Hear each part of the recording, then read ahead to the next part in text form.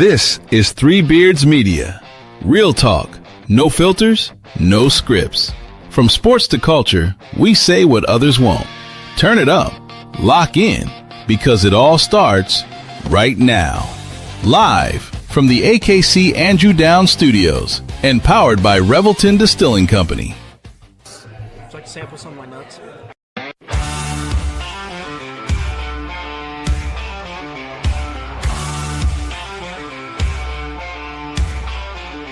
You can lift your weights, you can run your miles, but you ain't got what's been earned through trials. It ain't in the gym, ain't in the youth, it's in busting knuckles and hard-lived truth. Back's been sore since 99, but I still stack wood and I still outgrind. Call me slow, call me old, but I got hands that could bend pure gold. Ain't about muscle, ain't about speed, it's about the fire when the time comes to lead. You can talk real tough, you can flex real wide, but when it's time to dig in, boys, step aside. Old man strength, built to last, years of work, no need for class.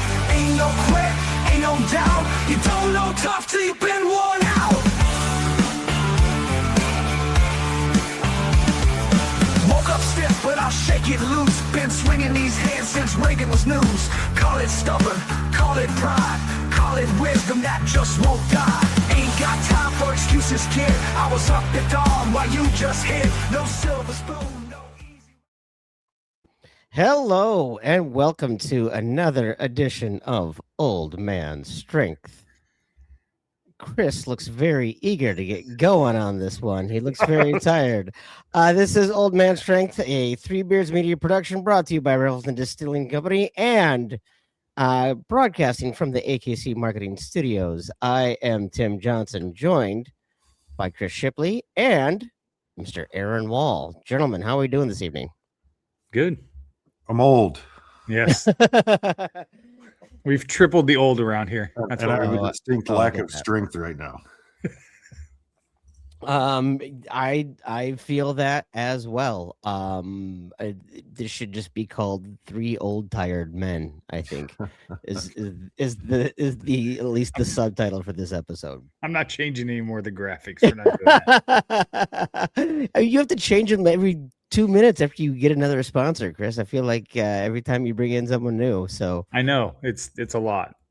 I was chuckling to myself while going through our opening there, because I was like, holy cow, that is a lot. Like, if I had to shout out every single one, that would just be the podcast. The podcast would I just know, be right? shouting out all of our sponsors. But then I also chuckled because I actually listened for the first time fully to the lyrics of the theme song, I think. and swinging these fists since Reagan was news. That one That might had be me. That might be me. That one had me laughing pretty hard. The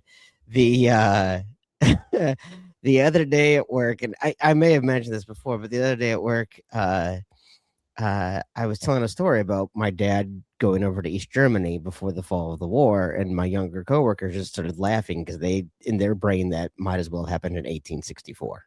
Like, they don't have a concept of communism, or at least the Soviet Union. Since Reagan was news, did not catch that one. Gave me a chuckle. Caitlin and I had a whole conversation one night about West Germany and East Germany and West Berlin and East Berlin, and trying to explain it to her. You could just see her head wanting to explode. It was so odd for her to wrap her head around that there was a city that was basically split down the middle based off of communism and democracy. Isn't that just West Des Moines and Clive? It's pretty much. If that's the case, then Clive is East Germany, because those sons of bitches, Oh, they rule God. that with an iron fist. I'm making enemies tonight. Calling out And Clive. early. Clive's way too fancy to be listening to us. We're fine. At least in their minds, right? Right. Exactly. Yeah. So I got a couple of topics for you guys. Okay. Tim, this is learning for you. Okay. Because you have the youngest child of the group. I do. Yes. Chris may have been through this already. Recently, I officially became old. A couple of weeks ago, I played golf with my daughter while she was on spring break. I did not play well that day by my standards, which aren't all that good. 90-ish is score, 80, which a lot of people would consider good. But anyways, I'm happy to break 100. So, yeah, right. Yeah. Well, I was like at 100-ish that day. It was terrible. My daughter goes out and kicks the ever-loving shit out of me. Yeah, shoots an 89 as a 16-year-old. Damn. High school sophomore. So that was the day I officially became old, and I thought to myself, I bet Tim has not experienced such things yet, because his child is still young, quite a bit younger. Chris, you've probably been through something where you came to the realization of, oh, my kid is now better than me at this thing that I've always been better than them at. I can't think of one. Well, that's right. You're not an athlete, so you don't have that. No, she's not an athlete. How about that? Well, probably more athletic than you. Well, she actually did sign up to do a 5K the other day. So, and I was like, yay for you. You go have a good time. The day you see your child achieve something, whatever it is, right, that makes you think, oh God, I've gotten to that age, right? Of course, my daughter had to post it on Instagram. Of course she did. Post on Facebook, and my mom saw it, and all of the ridicule that came afterwards was well deserved. But it's like, man, alive. I don't feel like it's well deserved. Like, how often does she play golf? Right now, every day. Yeah, see, that's not fair. Because she's on the golf team. Yeah, that's not fair. You're working for a living, paying for her to be able to do that. I play 1 to 2 times a week. I play almost every Saturday. Okay, I was trying to give you an out. No, I was going to say, really have. I was trying to help you out. I don't have that much of an excuse. Are you going to move her back to the white tees next time? Then is that what you're saying? No. She was playing from the front tees that day. But in the course that we're playing, it's a municipal course. The advantage isn't all that great most of the time. Yeah. It is on some of the holes, but not for the most part. But my kid also can hit a 220-yard drive, and she can launch the ball when everything's right. She's pretty good. Which brings me to the second point of this, Tim, and you hopefully maybe we'll get to that at some point. Your child succeeds at something, is really good at it. And like my daughter is shot in a meet last week, an 88, 2-day tournament. She shot 101 one day and 88 the second day. But this past week, 9-hole league match, shot a 38. Jeez. Yeah, 38 was the medalist for the tournament, the low score. And so that's, to me, pretty good. I think to most people, pretty good. If you know anything about the average golfer, that's the score they'll never see. And now I'm like, well, you could go to college and play golf. She's like, I don't know. I don't want to. I'm like, you're already good enough to go to college and play golf. Right. If you can shoot that kind of score consistently. I'm like, you'd get to travel and do stuff and, get a tutor. And then she's like, and I'm like, it's just the worst because she's good at something that she doesn't want to work at. Sure. And it's really quite frustrating. And how do you get them to see that in the future and what that benefits them? That's the hardest part. Well, that's the thing, right? It's like it opens a lot of doors. Yeah. Being a college, right or wrong, being a college athlete opens doors. So it's just one of those things. I don't know what to do about it. don't know that I have a solution. She's got to do what she wants to do. As a dad, I got to let her do what she wants to do because I can't make her do anything because then she really won't enjoy it. So Yeah. I mean, there's certainly something to that's pretty healthy, right? For all the kids that wish they could play college sports that don't, and a lot of people who still live in their glory days years after high school or whatever, for her to be we have a whole podcast about that. Easy. No. Yeah, exactly. To say like, no, this is something I enjoy, but I don't love it enough to make it that, I think there's certainly something healthy for that. So I applaud her for that. But yes, you are right. There is kind of that double-edged sword of I know you don't want to do it and it's going to become a chore, but sometimes the things that are good for your career, your future, like you said, it right, wrong, or indifferent, it opens doors. Yeah. So I don't know. Just thought it was interesting. Something for you to think about, Tim, because that time's coming for you too. Yeah, thankfully it probably won't be in athletics. But it will be in something else, I'm sure. I mean, Caitlin was kind of the same way. She was in show choir for 4 years, has an amazing voice.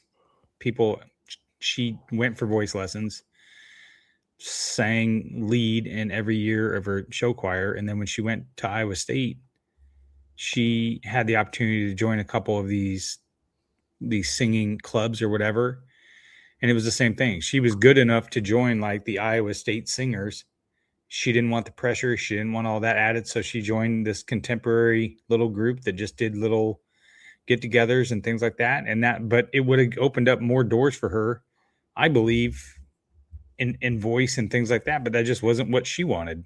You know what I mean? So, and I don't think she has any regrets now, but at the time she had so much talent, and there was people telling her, professional people, not just her dad who thought she was great, like professional people that were like, you have a talent here that you could really do something with. And I think the pressure of that was just too much. She just didn't want to do it. Yeah, that's part of it too. So what I figured out with my daughter is the days that she plays really well, it's because she's playing with somebody who's getting real down on themselves. The day that she played with me, I was down because I was playing poorly. And then she told me one day she shot an 88. The girl she was playing with was down on herself. I said, you know why that works? It's because you stop thinking about yourself. Yeah. You don't get in your own head. You're worried about the other person, which is a great quality, the empathy and all of that. Right.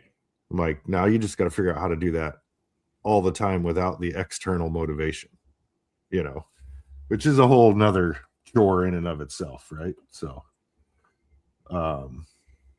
but yeah, it's interesting to see your kids grow up and go through those things. And, you want so badly to tell them what to do, and you really can't. You know what's really funny is I think all of the time, I spend way too much time thinking about it, but I think all of the time, if I had a time machine, what I would go back and tell 18-year-old me, like all of the advice I'd give myself, and not just like, buy Amazon or something like that. But like, just like the life advice or the career advice or those types of things that I, if I had to do it all over again, what would I do type of thing. But I never think, oh, these are the lessons I should be giving my daughter, because I know she's on a completely different path. And so any advice that I would be giving myself probably doesn't fit her. But I do wonder if there are some things that maybe I should be thinking, hey, maybe, don't tell her these things verbatim, but are there things, pieces of nuggets of wisdom, I guess, that I could still probably be helping to instill. And I don't know. I'd like to think that most of what I say probably is neither a nugget nor wisdom. So yeah, I think you're wrong, Tim. I think that you can relate, and I won't ask you to give specifics, right? But like any of those items that you think in your head, I should go back and tell my 18-year-old Tim this or that. I think you can look at the overall picture of that advice and relate that in some way to our kids, and being able to that's what your life experience does when you're parenting kids. is all that life experience and things like that. Like I can go back and look and say for 100% certainty, I would go back and tell Chris not to be a quitter when he was 18. Like I quit a ton of stuff in high school that was just hard and I didn't want to do it. And it was easier to quit and easier to quit. I don't do that now, but my life would be fundamentally better financially, mental health wise, if I wouldn't have quit a lot of things in my 20s that 18-year-old Chris could have heard that advice. Yeah. So I guess my point though is I would be giving that advice because of the person that I was at 18. She is already fundamentally a different person at 11. If I've done my job of raising her up until 18, I shouldn't have to wait until she's 18 to give her that advice. Like she's already, like, part of why I don't think I would ever have to give her advice or I could give her good advice is she's already a better person at 11 than I was at 18. She's already a smarter, kinder, more moral, just better head on her shoulders type of person than I was at that age. And so to me, it's more about it's not about the advice that I would not give 18-year-old her advice that I give 18-year-old me, because 18-year-old me needed to hear a completely different thing than what I anticipate she's going to need to hear. And so, you say you tell 18-year-old Chris don't quit things, but did you have to tell Caitlin that all the time? I'm guessing not. No, but yeah, because I think we're on the same path here, right? Like no, because I knew those lessons, and that's how I raised her to be such a great young lady that she is. Just like the same thing for you. Like you say that Lily is 1,000 times better than you are at 11 than you were 18. Well, how did she get that way? So I am very reticent to give myself credit on parenting. Clearly, we can tell. No, but I think it's true, because I think way too many parents do. They talk about how proud they are their kid is this. They're proud their kid is that. That doesn't, first of all, that doesn't give enough agency to the child and the decisions that they made. B, that doesn't give enough credence to the fact that maybe they watched, because like I look at my parents and my parents weren't perfect, and so I don't say that I'm everything that they raised me to be. I'm some of the things they raised me to be, and I'm some of the things they didn't raise me to be. Right. I'm some of the things that I did in spite of or watching them. Maybe, the best advice is not the advice I give, it's the life that I live. And to me, because she's watching me, I don't like, she can see the mistakes that I made, and I don't have to point out these mistakes. Right. Right. And I don't have to say, hey, avoid these things. She already wants to avoid them because she's already seen it with me. So I think, to me, I can't believe how shitty of a bumper sticker that sounded. It's not the advice to give, it's the life that I live. Holy shit, that sounded terrible. But I think that, to me, is maybe where I'm at, is that I think sometimes I do think, and I'm not discounting the role of parents, right? No. But there are sometimes you're great because of them, and sometimes you're great despite them. And yeah. I'm reticent for him. Like I don't ever, when Lily does good at basketball, I don't say I'm so proud of you. I say you should feel so proud. A, I don't want her to feel like the things I'm proud of are wrapped up in something like that. And B, because that's not my pride to have. That's hers. Yeah. I mean, I get what you're saying. I think there's a certain amount of, your child needs to know that you are proud of them. I didn't say that I don't say I'm proud of her. Yeah, but you know what I'm saying. I'm just saying I'm conscious of the things that I tell her I'm proud of. I'm proud that she's a good friend. I am proud that she is kind to people. I am proud that her teachers praise her for being a good classmate. And I tell her those things. That's what I'm proud of. Oh, I asked my kid why we get told all those things, and she's such a turd at home. But my kid's also 15, so we can have those kinds of conversations these days. Well, let me ask you this. Tim, you obviously have one child. Aaron, you only have one child. Correct. I had two, raising two boys. So I have 4 kids. And to your point, Tim, I think, listening to what you had said, I think there's a lot of validity into that, because I raised all 4 of those kids the exact same way with the Mhm. same values and things like that. And all 4 kids came out different. Yeah.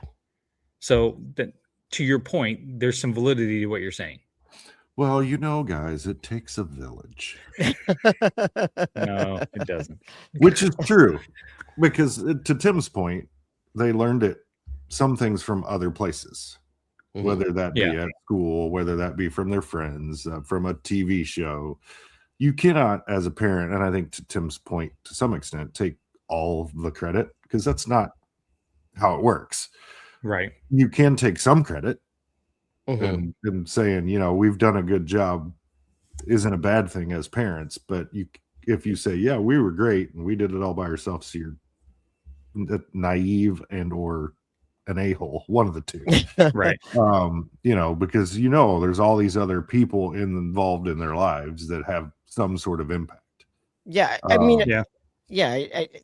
there's just the whole movie trope of my old man used to say type of thing. Like, I learned a ton from my dad. He didn't have any words of wisdom for me, though. Like the idea that we need to give advice to be role models too is kind of just. I learned a lot from my old man by doing not what he did. Yeah, well, yeah, There was a lot of that. It's still a role model. Yeah, That was mostly because he would say, "Do as I tell you, not as I do." That was always his famous line. Yes. Well, Yeah. and I will argue this point all day, maybe not on this podcast, but Why, you got another podcast you're doing? no, just not. We won't have enough time if we get into this probably, but all good parents are hypocrites in some fashion. Oh, 100%. Because it's either don't do what I did or, and kids are like, that's hypocritical. Yes, it is. Just admit that it is. Don't say, well, no, you're being a hypocrite. That's fine because you're doing it for the right reasons. But all parents are to some extent or should be hypocritical about some things. Oh, for sure. Yep. But anyway, it's tricky to find the place between protect them from making the same mistake and allowing them to make the same mistake, right? Because you have to allow them to make mistakes. Yep. It's just a matter of which ones. Like, don't kill that guy and hide his body in it depends. What did the guy do? Okay. Did he deserve it? Did he touch my daughter in a way that he shouldn't have? Then she should kill him. So second topic, we get off of that a little bit. Here is just about how old I am in general. I was playing golf Saturday, and for a couple of weeks I've had little twinges in my calf muscles, and they had kind of gone away, and I thought everything was better, just slight strain or something like that.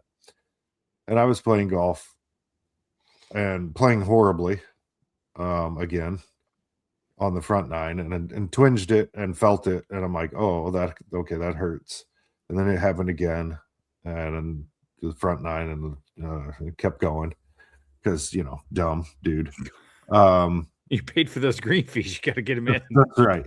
Well, and it wasn't really any worse than it had been a few weeks prior, so I just thought, I just re-aggravated it a little bit. Then I get up to the 11th tee box and rip into my driver and almost fall to the ground in pain. I have probably grade 2 strained my left calf. There's no bruising. There's no swelling per se. So I don't think it's not a full tear or anything. And it's like, I've been doing this every week, twice a week for years now, a couple of years almost. It's like you would think that it just wouldn't give up like that, and that's just the point of like, how did we get old? Why are we? What the fuck happened? But on the plus side, it did make my golf game a lot better because I continued to play the rest of the round. And I shot a 50 on the front nine, and I shot a 37 on the back nine after I hurt myself. Wow. So were you not trying to overswing? Is that what I did think it? that was part of it. I was just trying to I'm not going to take it easy this second. trying this to back not launch nine the ball as far as I could all the time. Probably focusing more on proper techniques, trying to square the club face up better. And Yeah, I love Watching those old 70-year-olds on the course that are only hitting it like 150, but they're like straight as an arrow every single time, and they end up with a way better score because they're just doing the slow and steady approach with their nice slow easy swing. I mean, I've just played golf like a 70-year-old my entire life. So swing for all you're worth. I went to this was years ago. This was before I lost all the weight. We and a buddy of mine went to TPC of Iowa. They had like this Father's Day special. So we pull up and they pull your clubs out of your car for you. This is a fancy place. And we go to the driving range and there's this 70-year-old guy and he's literally doing that, Tim. He's just drilling 150, 160 yards, straight drives. And Jeff and I are out there just fucking ripping them and just left and right and dribble and whatever. And finally I looked at Jeff. I go, that's it. I'm not hitting any more in front of this guy. I'm fucking embarrassed. Let's just go play the golf and get out of here. They're gonna figure out we're fucking frauds pretty quick. But I was like, same way. I was like, how is that guy like? He's barely swinging in the club, and here I am like rearing back like I'm gonna tear a lat while I'm trying to swing. Yeah, no, I mean, when I first got back into it, I pulled some rib cage stuff because I was swinging hard, and you always get sore when you don't play for a long time because the rotation is something you don't normally do. Yeah, but yeah, it's like, man, I think I've pulled 2 muscles in my entire life before this. A very slight hamstring once in college, and a groin when I was in high school, and it's like 40 freaking years later, almost, it seems like 30 anyways. And I forget how painful that is. So what's how old I feel when, I was gonna say the recovery timetable is a little bit longer when you get older too. Yeah, I suspect so. I was supposed to play golf this morning with my kid, and I hated the fact that I'm like, I don't think we should probably go do that right now. You used an injury to get out of losing again. Yeah, well, possibly. It's possible. That's a classic dad move, by the way. Yeah, 100%. It is possible that I could have used that. I mean, I might have been able to hobble around and play, but it surely wouldn't have helped it heal. So I had this plan yesterday of doing a bunch of yard work because I got to get ready to put the pool up for the year, and I have to kind of re-level the ground and move some. So I was trying to level some ground, and then any project, I went to Menards like 3 fucking times because I didn't have the shit that I needed.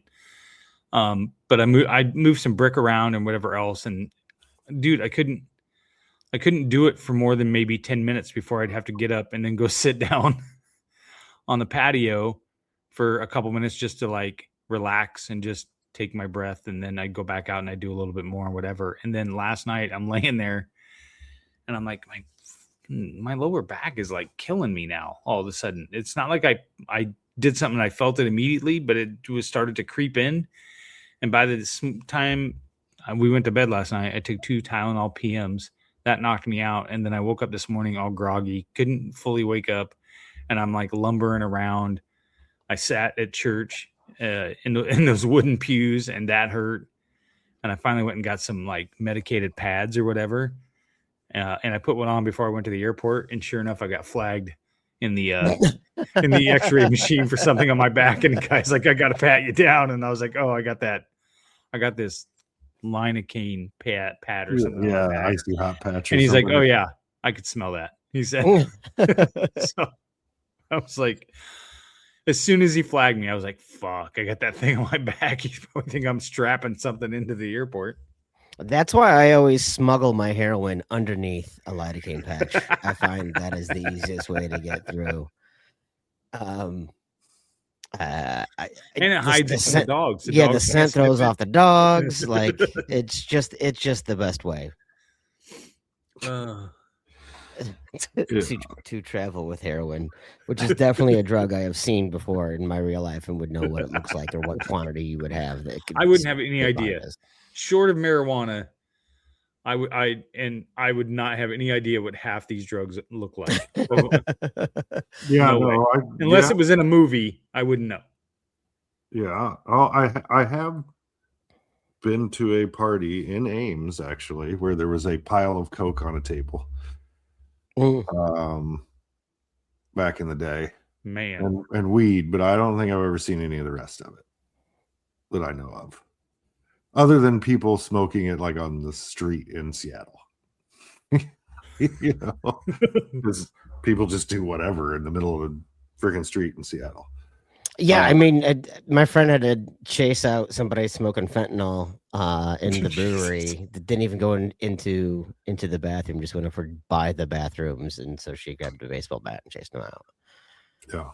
Well, I just stood there and watched and didn't help, but it wasn't my brewery. It wasn't my Yeah, brewery. she had a bat. What was I gonna do? Yeah. I'm gonna take on some dude high on fentanyl. Right? Yeah, but yeah, so I mean those were the two things I just wanted to kind of bring up because it does fit the topic of the show, old man strength, and the fact that we slowly are turning into babies again. We'll all be in diapers eventually again, and somebody will be wiping our butts for us. I mean, Yeah, it's the What you're slow saying is I downhill. should probably be nicer to my kids. Yeah, slow downhill decline from here, fellas. One of the things that has actually helped me, like I'm actually in fairly good physical shape for my age, especially when I compare it to like my dad and his brothers or my mom's brothers. Like for the genetics I got, I'm in pretty good shape for my age. But then I remembered it's because I have such a physically demanding job. And I've stayed physical in my job. Like before I got into brewing and I remember like my first desk job, I gained 10 pounds like right away, and it would be really easy to have a lot more sedentary. And so for me, that is the benefit. And so I don't find myself getting as tired as easily or as hurt as easily because I'm already doing that through the day. But I can tell there is a limited shelf life to how long I'm able to do this job. And it is rapidly approaching, and it will come to a point where I'm going to just fall down into a pile on the brewery floor, and they're gonna have to come and get the forks on the forklift over and pick me up and take me off. But it is something that I realize, holy shit, that's probably only, I mean, honestly, like 5 years away. Like it's not that far before my body is not going to be able to do this. So I mean, not to bring the show down, but what have you thought about them? Like do you have a plan? Like He's gonna go back to selling Cleveland Steamers. Yeah.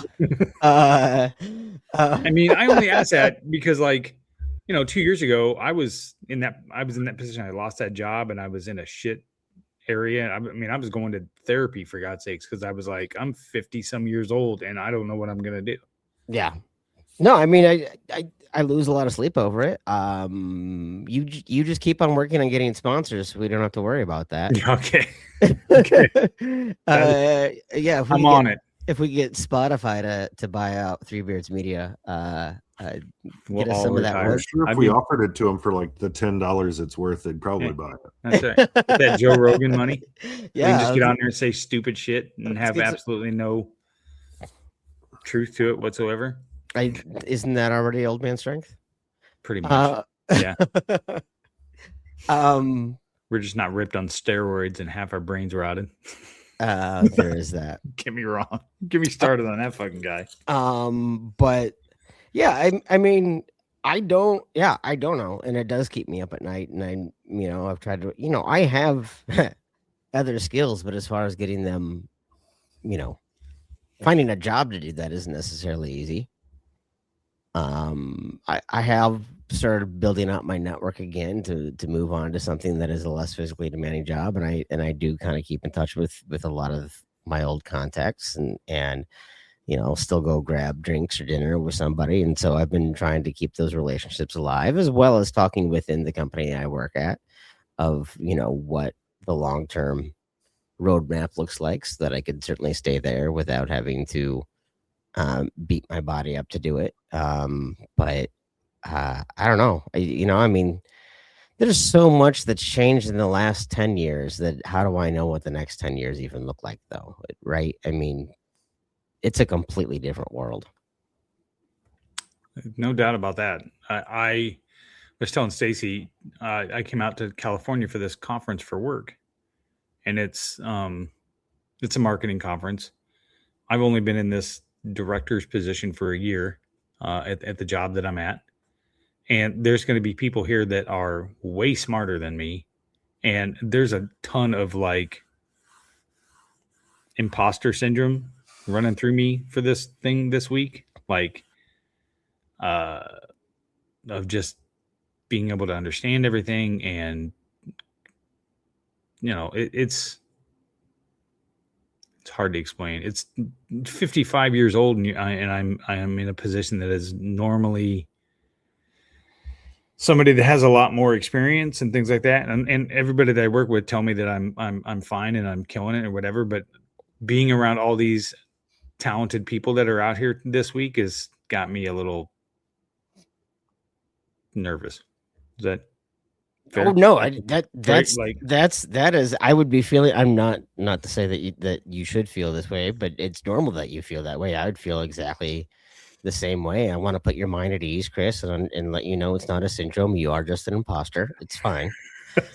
You guys always make me feel so much better about myself. I appreciate that. I absolutely get it. There's the whole like fake it till you make it thing, and then you find out everyone's faking it.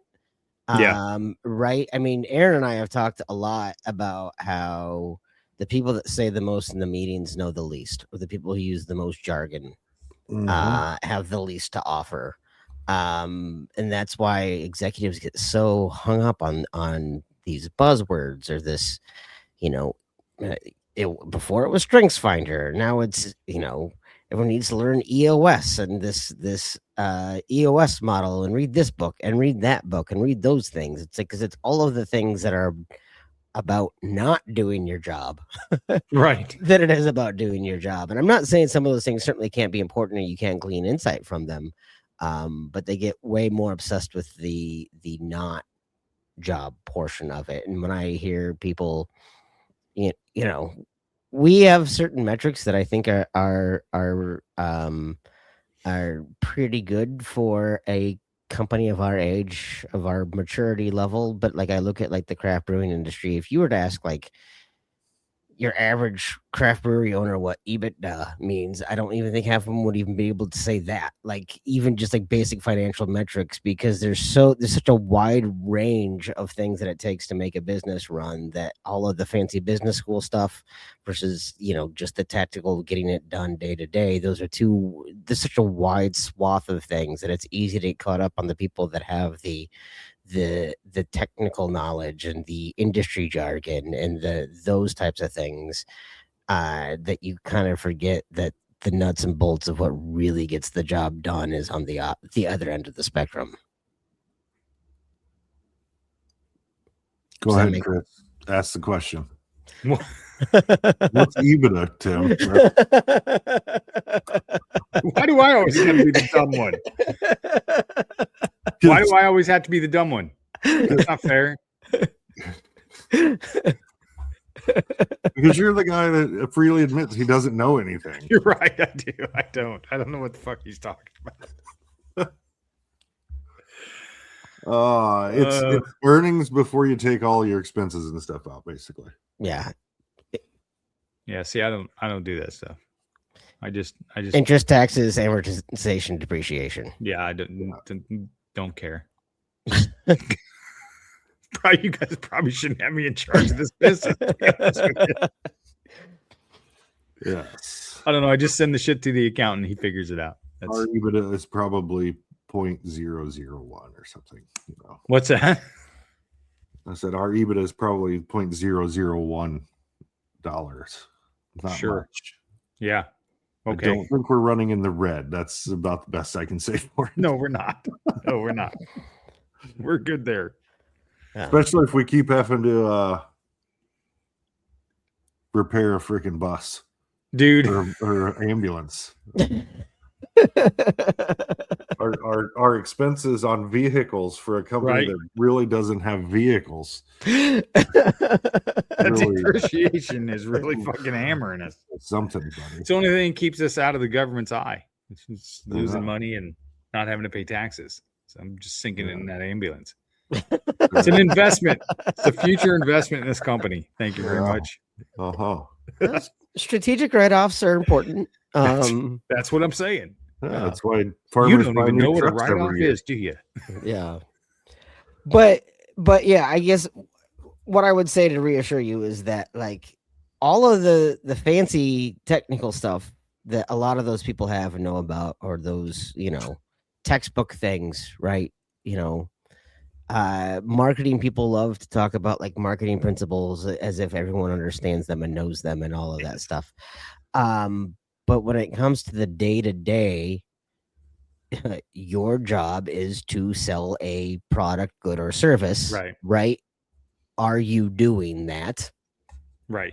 Then you are good at your job. Yeah. Right. And I think that that's the part that sometimes gets missed. I'm sure you'll learn a ton and I'm sure you'll get it, but yeah, you belong there just as much as someone who has all the technical jargon and then works for a company that is failing to move everything, right? Like I worked for companies that won all kinds of advertising awards, and then they kept on having to close down locations.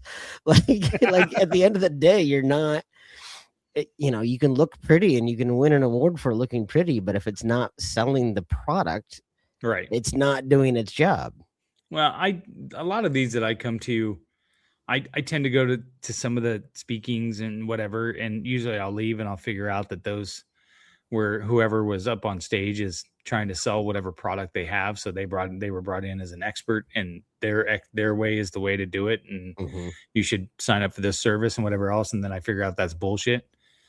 I get more out of these things when I go and sit down and talk to people that are in the same job as me. Hey, what are you doing here? What have you learned? What doesn't work? What iOS works? What iOS doesn't work for you guys in this market and things like that? Because you can't rely on the industry experts. They're going to tell you what they want to tell you so that you'll buy their product, right? Yeah. I want to talk to the people that have bought the products and the shit doesn't work, or it does. So well, you go to enough conferences, Chris, and you'll figure out that all the real business gets done at the bar or at dinners or side conversations. Conferences are basically vehicles to get people together. Yeah, outside of that, I mean, sometimes there's something new and exciting that you want to see at a conference, but more often than not, we go to the major conference that our industry has every year, and mostly we're just talking to people we're already doing business with because everybody's there. It's a chance for to be able to talk to people and connect again when you don't see them all the time or whatever. Yeah. But I guarantee you that you'll know at least as much as half of the people in that joint, if not more. Yeah. Because there'll be plenty of people in there that don't know what they're doing and have the title because they've been with the company a long time, or I will up because there's still a shitload of that in the world. I mean, I can say one thing: this title was not handed to me. I earned it, so for sure. All right, let's get a word. Let's take a break. We'll get a word from our 85 sponsors. And while you guys are watching those, if you'd like to be a sponsor of Three Beards Media, hit me up because we always have room for more. So, we love you, sponsors. We're just teasing. We do. Absolutely. We do. And then we'll come back. Buying or selling a home is one of the biggest decisions you'll ever make. That's why choosing the right real estate team matters. The Jenny Farrell team with RE/MAX Concepts has been helping families across the Des Moines metro find the right home since 1998. Born and raised right here in the community, Jenny understands the neighborhoods, the market, and what truly makes a house feel like home. Whether you're buying your first home, upgrading your space, or preparing to sell, the Jenny Farrell team provides expert guidance every step of the way, from market analysis and listings to negotiations and closing. Their consultative approach means you'll feel confident, informed, and supported throughout the entire process. Jenny Farrell Team, RE/MAX Concepts. Call or text 515-779-7500. Visit jenniferfarrell.remax.com. Experience you can trust. Results you can move into.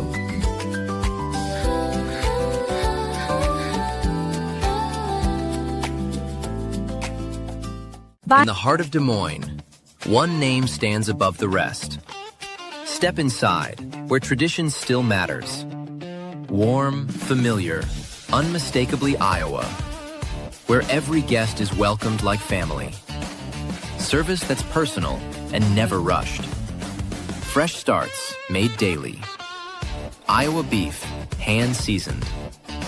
Guided by fire, built on flavor. Served with pride. A bar as bold as the menu. Featuring the old-fashioned we're known for. A place that stays with you long after the night ends. Iowa Beef Steakhouse, 1201 East Euclid Avenue, Des Moines. Steak done right. Gentlemen, let's be honest. Finding the perfect gift for your wife or girlfriend isn't always easy.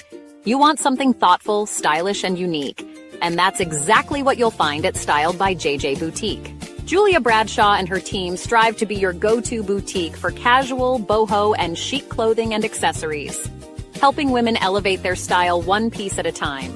Located right here in Johnston, Iowa, Styled by JJ brings trendy, high-quality fashion that boosts confidence without breaking the bank. So, if you're looking for a gift that says, I get you, instead of I tried, head to Styled by JJ Boutique. Because nothing makes her smile like feeling beautiful. Styled by JJ Boutique, where style meets confidence. Visit our Johnston location or shop online at styledbyjjboutique.com. Not every animal gets a fair shot. But that's exactly what Animal Lifeline of Iowa is here to change. Since 1986, they've been stepping in for the ones who need it most. Injured, abused, orphaned, and special needs cats and dogs across Iowa. This isn't just a shelter, it's a lifeline.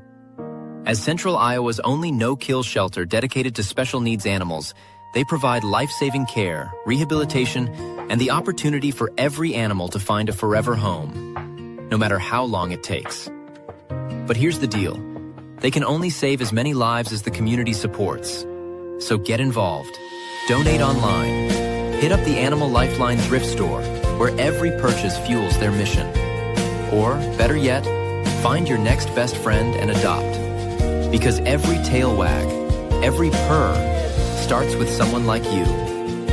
Animal Lifeline of Iowa, where we provide much-needed TLC and a safe space until they find their home. Freight brokers and shippers, are you tired of drowning in emails, spreadsheets, and endless manual work? Introducing USFX, your AI-powered private freight command center. Simply email your PDF rate confirmation or bill of lading to intake@us-fx.com. In seconds, our AI captures every detail, sets up your shipment, verifies carriers, and launches a live digital workflow. No IT setup, no delays. Build your private carrier network instantly. Send bids only to your trusted partners and watch real-time tracking handle everything from pickup to delivery. Cut the friction, boost your margins, scale with ease. USFX, the smarter way to move freight. Visit us-fex.com today and get your free demo. Start transforming your operation. Let's be honest, pizza is something almost every family enjoys. You're already grabbing one at the store, so why not choose the best tasting pizza that also supports a cause we all care about? That was the challenge behind We Will Pizza. Create the ultimate frozen pizza for Cyclone fans. Big flavor, bold toppings, and options for everyone, including gluten-free choices that don't sacrifice taste. And if you haven't tried it yet, the real MVP? The breakfast pizza. Perfect for early kickoffs, tailgates, or watch parties when Hilton Magic or Jack Trice Energy is calling. Every bite helps benefit Iowa State student athletes, so your game day spread does more than just taste amazing. It gives back. We Will Pizza. Made for Cyclone fans, built for tailgates, and ready whenever you are. We will, you will, Cyclones will. Whether you're buying, selling, or refinancing your home, or if it's simply time to renovate the one you're already living in, you need an experienced mortgage professional to help you analyze your financing options and to make sure the closing goes smoothly. And that's exactly what you get when you call Kyle Lehman at Wintrust Mortgage. Kyle's experience and expertise, coupled with Wintrust's rates and programs, ensures you'll get the mortgage that's right for you. You may even qualify for down payment assistance. Before you reach out to a realtor, call Kyle and get pre-qualified, empowering you to start shopping for the home of your dreams. Call Kyle at 515-473-0546. Kyle Lehman Wintrust Mortgage, 515-473-0546. All right. Man, that's a lot of them. Look, we're back. Oh, Yeah, we're back. We're back. Yeah, I shortened the opening, so we can. Yeah, I think we need to move some of those to the opening. Yeah. No. Peek behind the curtain, people. We're real professional. We're talking about how to market our company way better. That's right. Live on the air. One of the ads we played is for the Animal Lifeline. I met Betty and Bruce. They came to they're actually big fans of Billy and Willie's podcast, and Betty is on the board at the Animal Lifeline Center of Iowa. This is a special needs no kill shelter in Des Moines. It's 100% funded by donations, and they were looking for some help. So Three Beards Media runs a commercial for them every episode for every pod that we have. You can go shop at the Animal Lifeline thrift store, and that helps funds them. And then we promised that we would do an adoptable of the week every week, and this is Bruno. Bruno is a 4-year-old mixed breed. He's very sweet, loyal. He's been at the center for over a year, and he really needs a home. So, horse shit, people. Somebody adopt that. That's right. He's loving, playful, always ready to make a smile. And they are until May 21st doing $50 for an adoption of an adult dog. So, definitely want to hit them up and go see Bruno. They had a comedy special called Comedians to the Rescue on Friday that we went to. Bill and Willie and John Bush, who was on the podcast a couple weeks ago, and Jonathan May were all there performing. So they raised some money for that. But we definitely, it's kind of when we all decided to start this thing was to give back, and that's part of what we're doing. So go shop the Animal Lifeline thrift store, or go adopt Bruno, poor guy. So yeah. All right, I got to tell you guys. Without approval, Three Beards Media will pay the adoption fee for Bruno if you go adopt that. Yes, there you go. You go adopt Bruno. You contact us. Show us a picture. Yeah, whatever. We will pay that $50 adoption fee. Go rescue that dog. There you go. Tim's coming for you. That's right. All right, so Aaron, do you remember last year when you texted me about the guy with the Size House of Trivia table? Yes. So Three Beards Media went to Size House Trivia last year. Some of you. Some of it. What? Yeah, some of us did. You got to. I don't know. Yeah. Well, you could go if you lived here. I'm just saying. Tell me you were going this year. Maybe I could have planned a trip. Yeah. Okay. Well, I didn't know till 2 weeks beforehand. I forgot. You've just got miles coming out your ass on your flights. Would you have come? It only you just busted my chop to drive there. Would you have come, or are you just busting my chops? I don't know. I might have. Anyways, I'm getting to a part where you guys will think this is funny. So the guy reached out. Last year he said, listen, I'll be you guys if you want to be our backup every year. There's some years I can't go. So sure enough, he texted me 2 weeks ago and was like, I can't go. Do you want the table? And I said, yeah. So I don't know. Do you guys remember in December when Coach Campbell left and everything else? And I wrote that article on Three Beards Media relating Jamie Pollard to I know how to write. Relating Jamie Pollard to Jerry Krause and how he just basically was the Jerry Krause of Ohio State. I recall this, yes. So at Size House Trivia, somebody comes and sits with you every round, whether it's a coach or somebody from the administration or whatever. And the last round, Jamie Pollard sat down at the table. And he's saying hi to everybody. And he looks at me and he says hi. And I said hi. And I said, I don't know if you remember, because I don't know. Maybe he doesn't remember me, right? Yeah. And I said, I'm Chris Shipley. And he goes, dead serious. He looks at me and goes, yeah, I know who you are. And gave me the dirtiest look ever. And I was like, and Dave Larson, who hosts Side of the Storm, was sitting there with me. And Dave's talking to him like they're best friends. And he's talking to Dave and whatever else. He won't even like look at me. And I didn't choose to look at him at that point. And I was like, so he left. And Stacy goes, what did you write in that article? And I go, I tried to explain it to her. She has no idea who Jerry Krause is or whatever, but I was just like, it wasn't very glowing. Let's just put it that way. Well, you basically ruled out the possibility of us ever getting our own table, as long as Jamie's still there. No, I mean, I don't think so. We're always going to have to be somebody. Not if I sign up under Aaron Wall's name. Yeah, under Aaron Wall's name. Well, but if it can't be Three Beards Media, because you'll know who that is. It's Three Schmeards Media. Yeah, right. Oh, so yeah. So I got a dirty look from Jamie Pollard. I'm still not blocked though.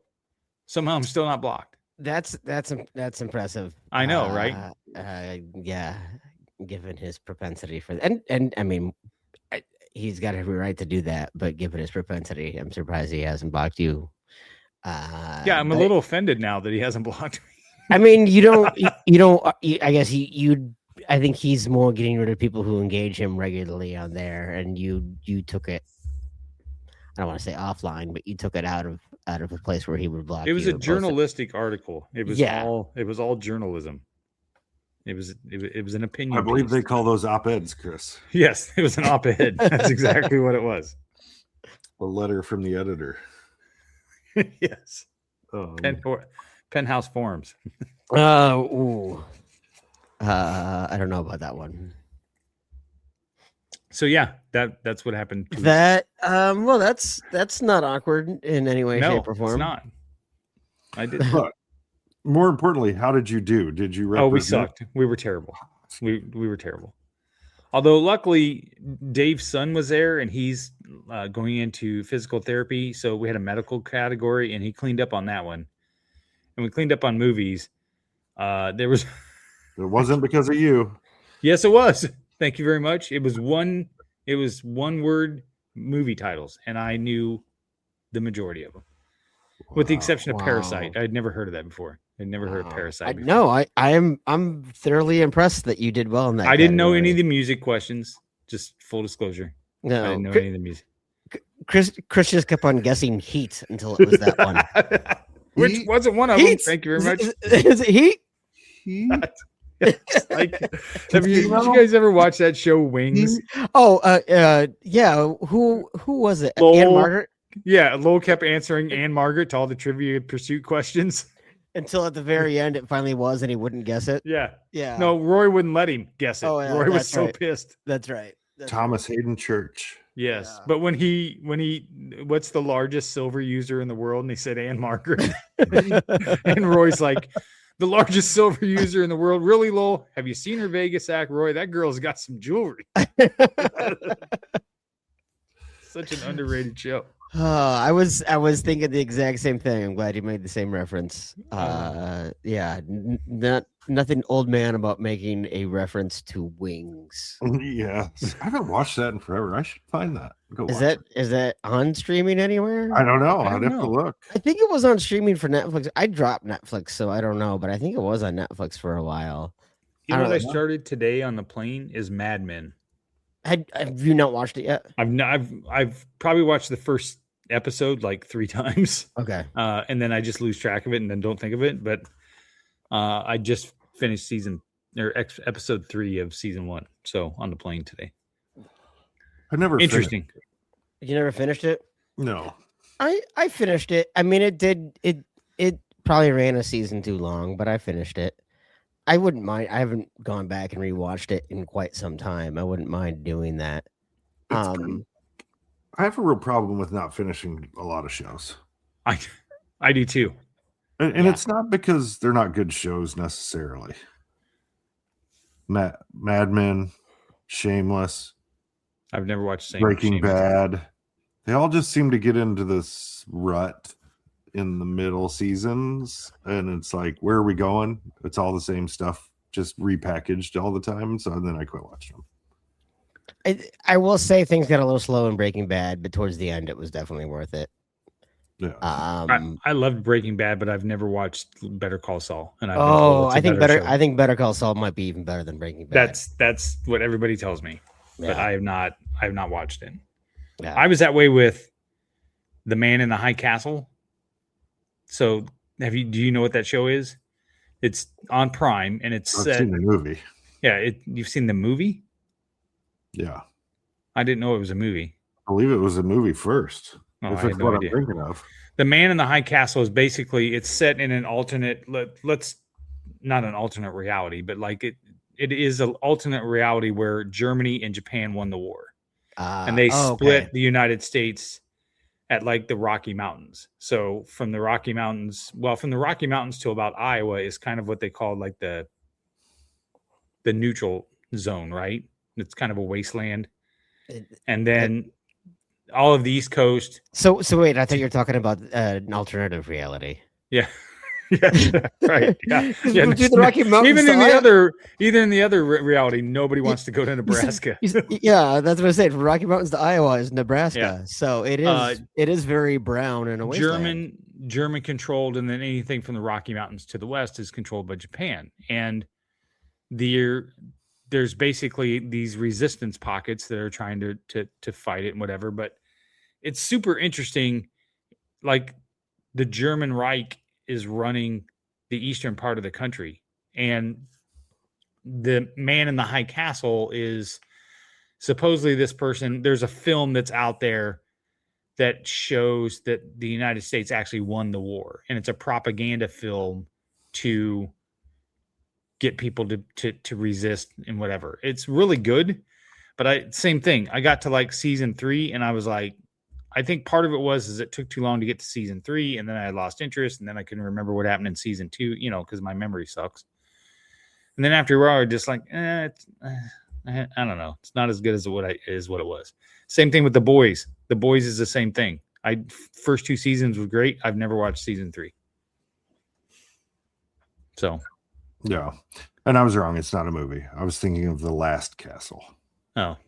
Oh, that's James with Robert Gandolfini Redford. and Yeah, Roger that's a good Redford. movie. Mark I like that Ruffalo. movie. Yeah, Yeah. Sorry. it's okay. I'll forgive you. You should. But, yeah, I don't know. I have a real problem with a lot of those. And it's almost always dramas because they get stuck in the rut of drama for drama's sake.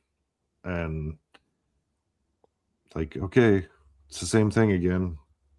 Let's move along, You find ever a way to watched, end this. you I ever think watched Sons of so. Anarchy? 3 or 4 seasons and Yeah. probably be good. Have either of you watched Sons of Anarchy? Nope. No.